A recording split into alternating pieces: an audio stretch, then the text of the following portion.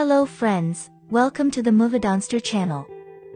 Today we present to your attention a film called Desert Flower, based on real-life events by German filmmakers. Like the video and subscribe to my channel. Veris Delavi was an ordinary 13-year-old girl living in Somalia. His mother would break the bread into pieces and distribute it to the children. Veris promises his little brother to never leave him alone. Veris, a little older, wanders through the streets of London, enters a store and chooses a dress for himself. Veris hides in the bathroom when the salesgirl who comes to him ignores him and calls the guard. He sits there with a smile on his face looking at his new passport. The salesgirl rushes into the bathroom wearing it and chases Veris away. But Veris doesn't speak English, and that's why he keeps chasing the salesgirl for help. Left alone again, Veris is forced to take the paper from the ground and spend the night on the street. He used to beg and feed himself by finding food in garbage dumps. Veris one day he meets the same salesman again and pursues him again asking for his help. The seller takes pity on Veris and allows the girl to stay with him for one night.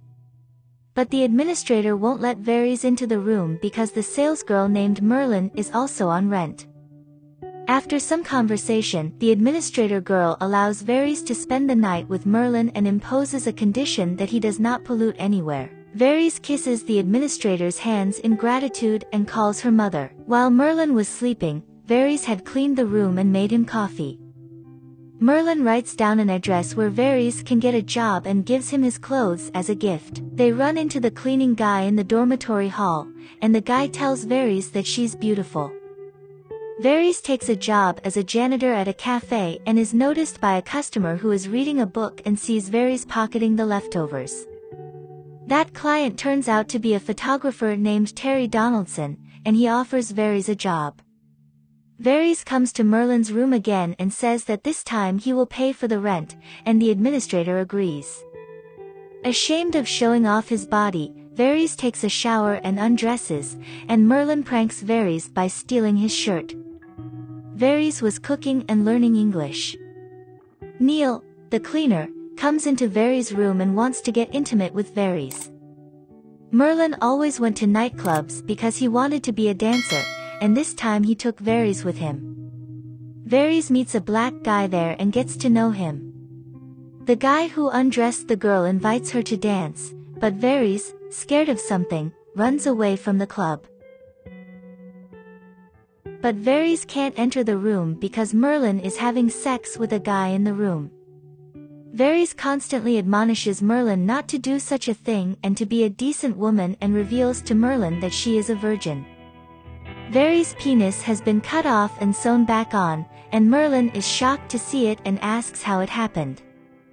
He says that when he was 3 years old, his genitals were cut off and sewn back together, and that his other brother's genitals are the same. Merlin takes pity on him and starts encouraging him. Terry visits again often and Veris shows Merlin his business card. Merlin tells Veris that he is a famous photographer and that Veris can make a lot of money from him. Merlin gives Veris a business card left by a guy at a nightclub, and it says that Veris will call if he goes to New York. Unexpectedly, Veris gets a sharp pain in his stomach and Merlin takes him to the infirmary. Seeing Veris' condition, the doctor is also shocked and asks why. A doctor who can speak Somali is brought into the room and told that Veris has to have an operation to open his urethra because his penis is too small. But instead of translating these words, the Somali doctor brought to the room insults Veris because he is showing his penis to the white doctor. After these words, Veris leaves there, and on the way, he sees things in a shop and remembers his past.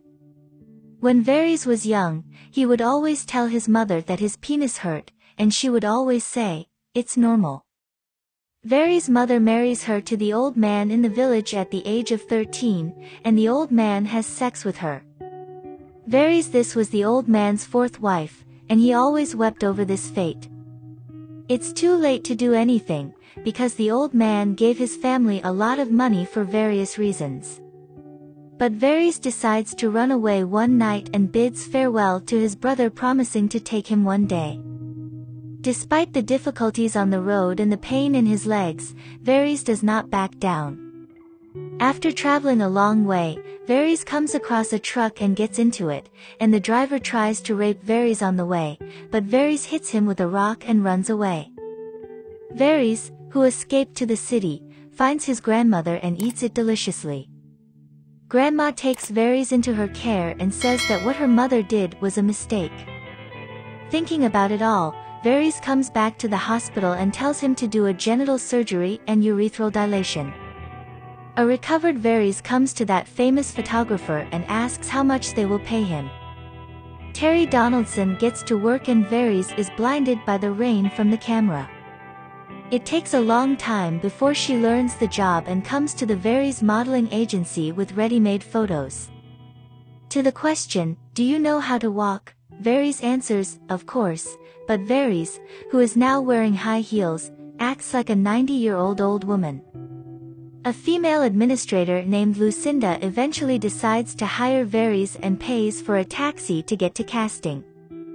Varys could get a new job if he wins among a large number of girls, and Terry Donaldson himself starts dating Varys.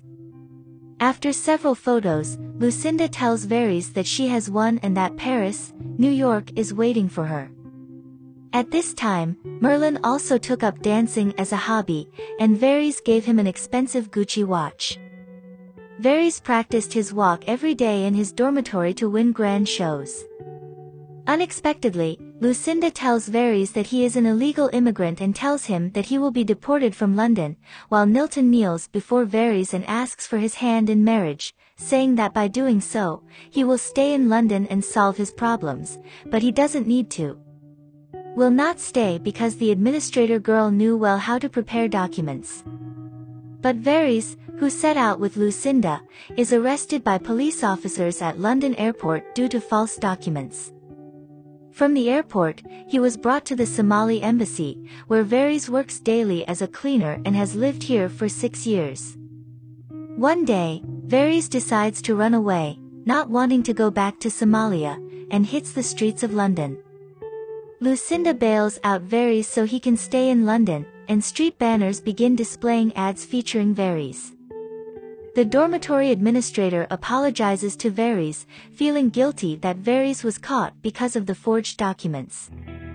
And Varys agrees to stay in London and marry Neil in order to gain citizenship.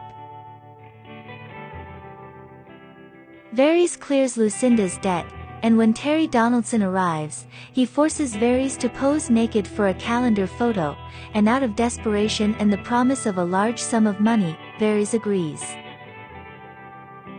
Neil was close to Varys every day and considered Varys to be her husband, but Varys and Neil were only married for a formal document and Neil had promised not to touch Varys. The immigration officers suddenly show up to check if Varys and Neil are really husband and wife, and Neil takes advantage of the situation to kiss Varys in front of the immigration officers.